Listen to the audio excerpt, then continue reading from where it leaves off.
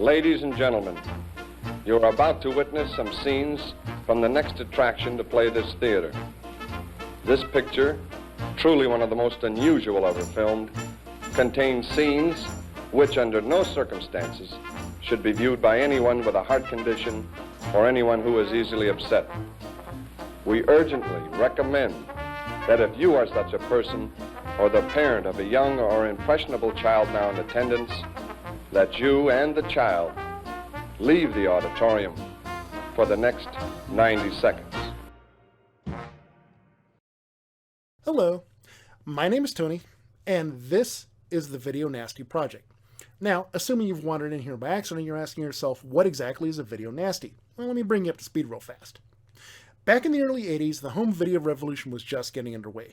VCRs were rapidly becoming ubiquitous in homes all over the world, and kind of like how they were afraid of the music revolution with MP3s, Hollywood was scared to embrace this new technology and didn't release a lot of their mainstream movies, afraid that it would cut into their theatrical releases. Independent distributors, on the other hand, had no fear of this and were quick to feed this demand for product, putting out anything they could get their hands on. If it was cheap and available, the distributors spotted by the metric ton, slapped the most lurid and titillating cover on the front they could, and sent it out regardless of quality.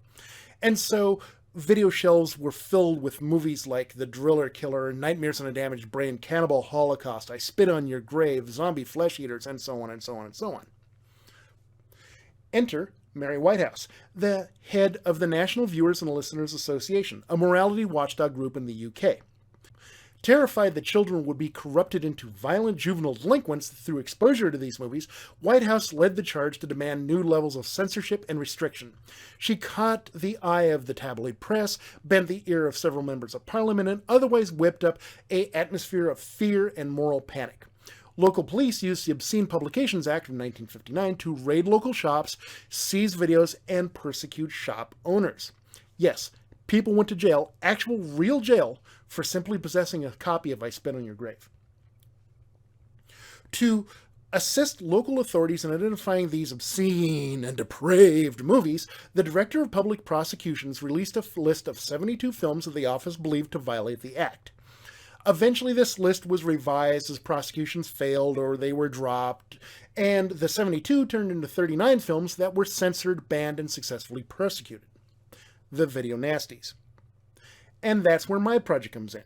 My goal is for me and my friends to watch all of these banned films, discuss them for your education and entertainment, and basically kill some time talking about a subject we really love. So, let's go watch the movie, shall we? Oh! Have we got a video? Yes, we've got a video! So, through the magic of editing, I've already told them who I am and what we're doing here, but who the hell are you jackasses, and what are you doing here? I'm Brad. I'm here because I disapprove of censorship. Alright. Ashley, c'est moi, same reason. The microphone's over here. I'm Ashley, same reason. I'm going to tie you to the chair one of these days. Alright.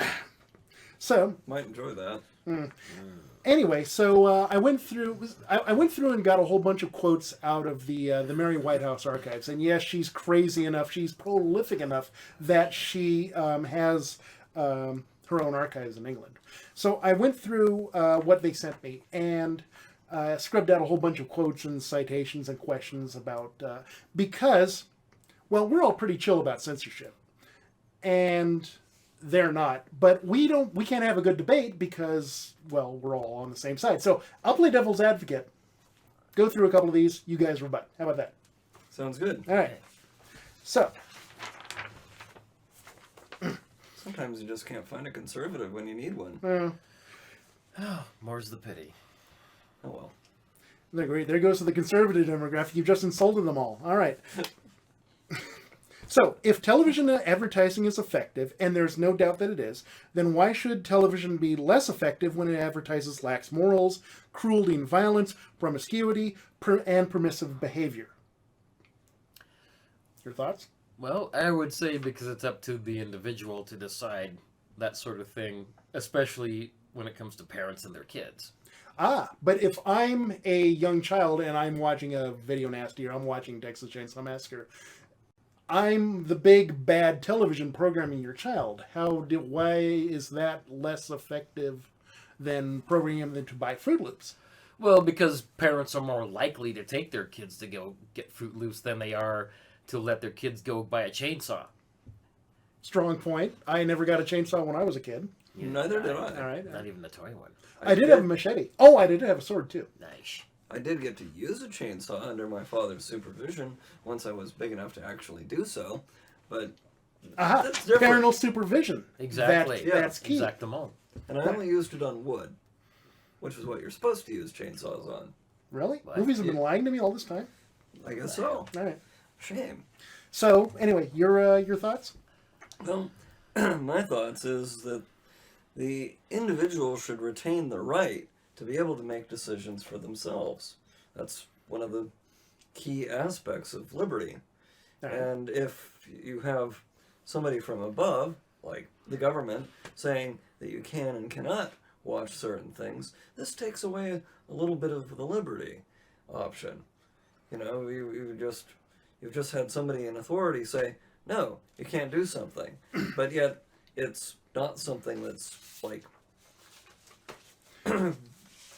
morally bad, because it's not something that harms you. You'll love this quote. I'm going to jump to the end of the thesis here. This was from something Mary Whitehouse had said during a speech.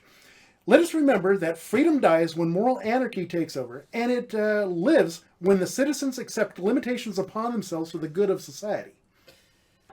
Okay, granted, sometimes for the citizenry to accept limitations upon themselves is to the betterment of society. They're like, for example, people sensibly limit themselves to driving under a certain speed, because otherwise it causes chaos and anarchy on the roads from traffic accidents. Personal safety. Yes, but that's because people have sent their representatives in to say what they hopefully want them to say, and say, okay, people driving too fast is a problem because too many people are getting killed. Right. We should do something responsible about this. However, that's being wise about the law. That is being just. But when it starts to interfere with something that isn't physically or too horribly emotionally harmful to people, people should be able to do whatever they want, provided it doesn't impose upon the rights of others. Right. Well, which is kind of the take that I have on the statement, is that we have had film for, 100, 150 years. Television's been around for 60, 70 years. And plays and Shakespeare for 2,000 years. And books too, lots of books. So none of this has had a. I mean, Shakespeare has been violent as fuck. So none of that has had a negative impact on society. So we should be okay with it. Why is it? Why blame horror movies now? That's an oversimplification. Well, everything goes in fits and starts. I mean, not everybody accepted Shakespeare initially. I mean, there were a lot of people that objected to stuff as base and vulgar. And it was for the vulgar people, since vulgar literally means common, the commoners. Also, I can recall that when Mary Shelley, I can't pronounce her middle name right now. Don't try.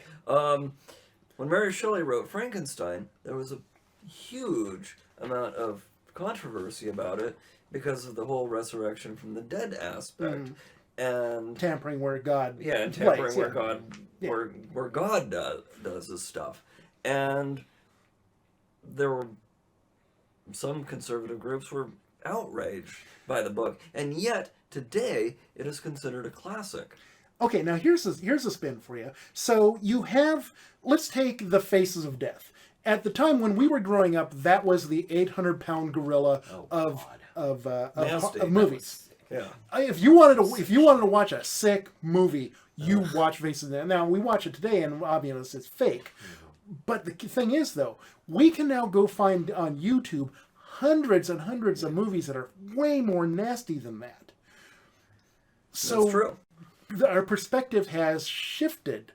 If you go back to the Frankenstein example, and there's that line where Clive Owen, I now know what it feels like to be God, and as he, Oh yeah, that was a big. and they cut it out, and they put a layer of thunder over it. Mm-hmm. Now, big deal, nobody cares. So time has shifted our perspective to being more accepting. Gone with the Wind, another classic. Yeah. The final line, frankly, my dear, I don't give a damn. Mm-hmm. People were outraged because there was swearing. Mm-hmm. Nowadays, that wouldn't even raise an eyebrow. No. Or for example, like A Clockwork Orange. I mean, the book might That's not a have been violent bad, but movie. the book is filled with rape and murder Yeah. by these teenage boys. You know, I mean, they beat people, they rape them. You know, Alex accidentally kills a woman.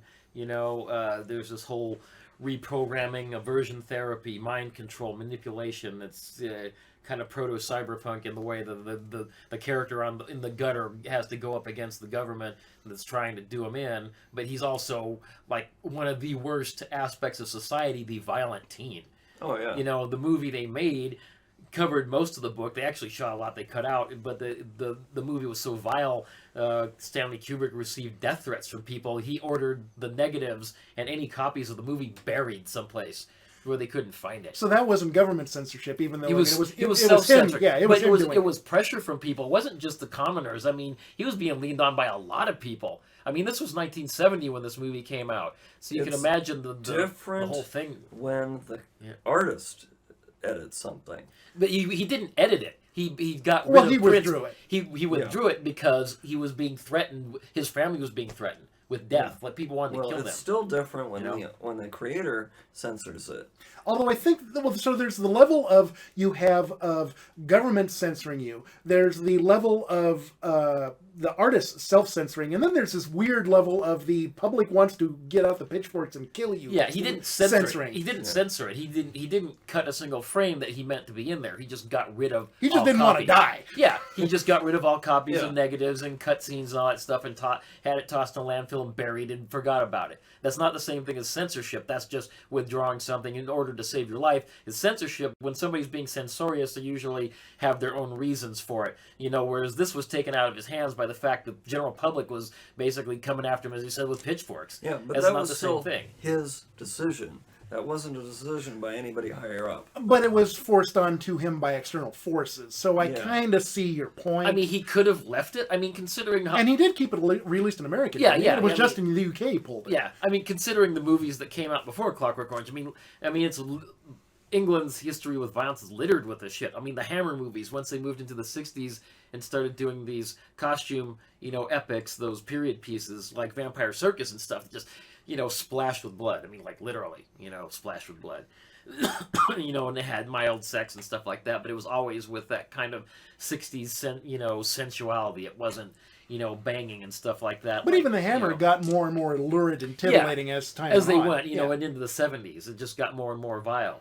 Well, And- yeah, like the Taste of the Blood of Dracula, I Yeah. think. Has this. The four hipsters just absolutely tripping out on acid and this weird dance party thing. So yeah, it got more and more naughty. I mean, as time went on. even Bond was getting into it with Diamonds Are Forever, where you had the two gay gangster, thugs, and with homosexuality becoming slightly more, but not completely accepted. When they managed to slip in, gays or lesbians into a movie, it was kind of a big deal back then that they weren't stereotyped. And some movies you would think would have just edited the characters out altogether if the scene was short enough so that it didn't actually impact on the rest of it. Yeah, that things have progressed well past that when Disney, traditionally a fairly conservative movie studio, has very recently released the live-action version of Beauty and the Beast, which had a homosexual character. And I think that either the next Star Wars or one of the next superhero movies is going to have a gay character, a major one in there. Yeah. So it's just gradual, the ball rolling of progressiveness. Yeah.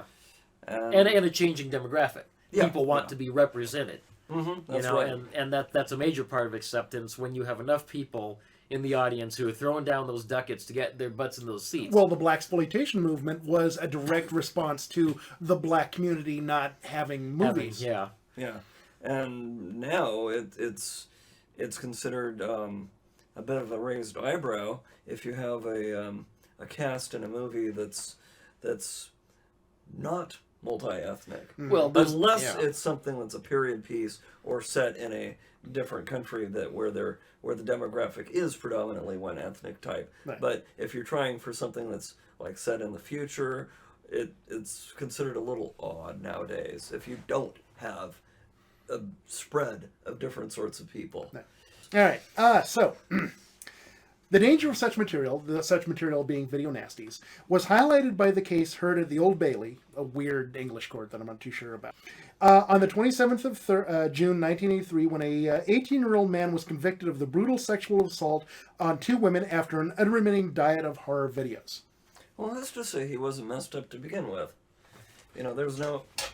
One has to look at that sort of thing in a scientific forensics legal courtroom sort of way of looking at the evidence. Exactly. Who's to say it was the video set him off? That it was some sort of weird case of monkey see, monkey do, and more just he was a broken individual, and he could have been set off by getting burnt toast. He could have been set off by, oh my God, I heard, A Day in the Life on the radio that morning. It just happened to be the video that set him going. Or he had a bad day at work. Right. It It happens was a to people. Thursday. Yeah. Yeah. Crazy people do odd things sometimes for really irrational reasons. Even though it might be completely irrational to them, which proves, which might just prove they're crazy to begin with. All right, here's a good one. So several of my colleagues and I have found that even primary-aged children see X-type films on videos when their parents are out. Now, for a point of clarification, X does not necessarily mean what we expect it to mean in the States. It's something else in the UK. It's more adult, less hardcore pornography. All right. In certain families, the children watch these films with the parents. In one particular case, they have porn on Fridays because their father would rather his 12-year-old son watch these films with his parents than secretly with his friends. Well, that makes some sense. I mean, it's called parenting. Where you have a responsible adult parent saying, okay, so we're going to watch this just so you know what's going on here, and they're going to might dissect it. They might watch it for a while. Then he's going to tell them what's going on, and then ask them if they have any questions about what they watched. Does it affect them in any way? When it comes to kids and porn, the younger you are, the less you understand about what's going on, and in some cases, you might be actually upset. You think somebody's being hurt because of all the fast movement and all the moaning and all that stuff. My mom, when I was growing up, took me to the drive-in theater pretty much every weekend. And I saw all sorts of crazy, grindhousey, weird comedies. I saw Porky's. I saw, all sorts of just crazy shit. And she knew that I could handle it. My parents had no objection to taking me to the theater with them and seeing R-rated movies. They did object to me going by myself, but I really couldn't get in most places. But most things in an R-rated movie, my parents had no objection to me seeing, except for hard levels of violence, and they just didn't take me to films with hard levels of violence. Right. Everything else was okay, provided I was being guided by them. Right. Well, I was emotionally scarred when I was about 10 by some stuff in a magazine, and so basically I would get very skittish around certain images, and music would sometimes set me off. It was music that I'd been listening to or singing, like I was in the choir then. On that particular day, it would be a direct connection with that, and it would almost literally drive me crazy. But my mother said she'd take me to see my first R-rated movie, which in this case was Brubaker, which came out in '80. That's not much of a... That's an odd R-rated movie. Well, she wasn't going to take me to a horror film. Right. She was going to take me to something where it was relatively mundane. It was a prison picture. It was Nick Nolte, and... I'm going to go see Barton Fink. And I decided, no, I didn't want to see it. You know, I just wasn't ready. I made the decision, Right. and you know, it was the same with Mad magazine. I read Mad, but I took it to church one day, and because I took a magazine with me to church, my mom took it away from me. Said, "You're not ready yet," and I had to wait another, like, till I was 13 before I could buy Mad on my own. You know, so parents make their own decisions for their own reasons. You know, in my mother's case, it was, you know, religion, and in my case, it was I just wasn't ready. Yeah. All right, here's a good one. So, just suppose there was hard evidence that, okay, now this was a lady addressing a video store owner. So assume for a second you're a video store owner. Just suppose there was hard evidence that a video bought from your store influenced a child to kill another child. Would you feel that you were still justified in hiring those videos out, that the pleasure your customers say they got from the video would be worth a child's life? Now, that's a loaded question. Really, It is a loaded question. That's a weird hypothetical, but all right, let's field the ball. Well, there is an answer to that, and it's pretty much centered around the idea that you really can't predict what people are going to do, and that you can't always make a judgment call based on what people might do because of what went before. I mean, you're basically second-guessing human nature, and that's dangerous. Different people react to the same things in different I ways. mean, we can make the argument again about the Bible. Would you stop your children reading the Bible, considering all the war and stuff that went in there between the Romans and everybody they didn't like, Jesus being nailed to the cross, you know, Sodom and Gomorrah going up, you know, people turning into pillars of salt when they went back or looked back? I mean, that's vile stuff that if you put that in a movie, you know, it might upset some people. Other people would say, this is an object lesson for you. You know, so I'm going to say that I don't think that it's perfectly all right to do something based on what somebody did, unless there is proof that the people involved in your next, you know, the next people come through the door either have a history of doing something like that. Maybe you heard of them before, because we've had Mary Kay Letourneau come into my store with her boyfriend. We know what they did. That didn't make us judge them when they wanted to buy paint, you know? And also, I think one of the things is, where would you draw the line? Exactly. In that, okay, it doesn't personally affect me that much, but I've heard people say that the Wizard of Oz freaks them the fuck out, and I've heard that too. And you know, Willy Wonka and the Chocolate Factory is an absolutely sadistic, not necessarily violent, but it's sadistic as hell. Particularly the bit where he's tripping out on acid, go flying through the tunnel, and all this weird shit's going on, and Gene Wilder is just absolutely raping Out your there. brain. Yeah. So why, you know, where do you draw the line? Well, also, I think that in the case of being a video store owner, and you have a case where one of your products led to a murder, I would put a warning label on that package. And- I'd still allow people to rent it, but I would say there's something disturbing about this film. And we have PG, PG-13, R, and X/unrated. We have It's those 17. ratings for a reason. So And the people UK can- has something, they have to submit every movie to a film board that says, no, you can't release this in America, or in the UK, or yes, you can release this, but you got to trim this, this, and this. Yeah. So they have safeguards in place. It's up to the parents and the responsible members of society to safeguard the people, because not all things are, not all temperaments and not all ages can handle all material. Entertainment, art is a huge spectrum of stuff.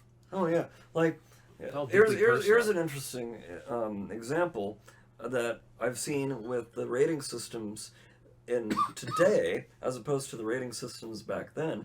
Now, not only do we give it a letter rating, but we also put a little blurb Of what it is. Of what Smoking, it is. violence, Smoking. dinosaurs eating people, that sort of Yeah, thing. Yeah. you know, nudity, rape, smoking, whatever. I mean, like, for example, here's a good movie, The Breakfast Club. The Breakfast Club has some teenagers smoking pot, and it's part of the story. It is not something that is easily trimmed out. It's integral. But some parents would object to seeing teens smoking pot. Well, yeah, I mean, I can give a further example. Others wouldn't. Like Miss 45. I mean, the main character in that, she gets raped not once but twice in as many minutes, which prompts her to her, she basically turns into this, vengeance machine, and it's all part of the plot. It's why she becomes who she is, and it speaks to how women, are treated and how they are taken advantage of in certain situations. And so I wouldn't trim a single frame of that, because I think it's important to show what happened to this character and that it changed her. It's disturbing, but it's also it's critical to the story. Right. So we're in stoppage time, so we're going to jump right to the summations. Is censorship a necessary evil? Is it good? Is it bad?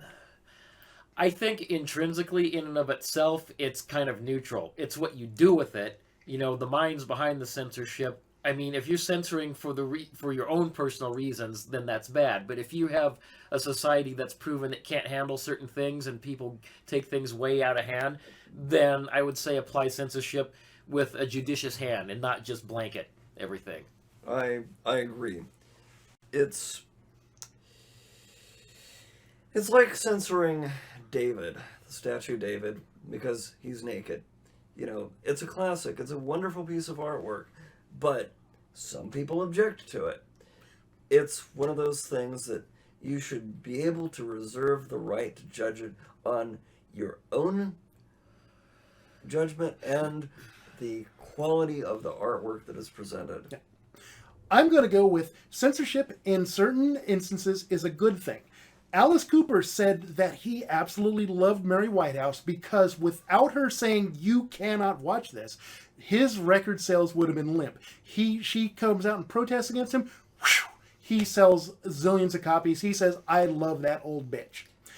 Now, and okay. Look at all the alcohol that got sold in the United States during Prohibition. Exactly. Or consider this. 39 movies that 5 you might have heard of, maybe the Dario Argentos. 39 of those movies would have been lost to time and nobody would have given 2 shits about them if, in fact, they hadn't been, you can't watch these, so we're sitting here watching them because somebody said we can't, and there we go. And there we go. That's great. Okay, then. All right. Alrighty, there we go. 1 pilot episode in the can. Thank you for sticking with us as we stumble through this and figure out what's what and bring you up to speed on the video nasties.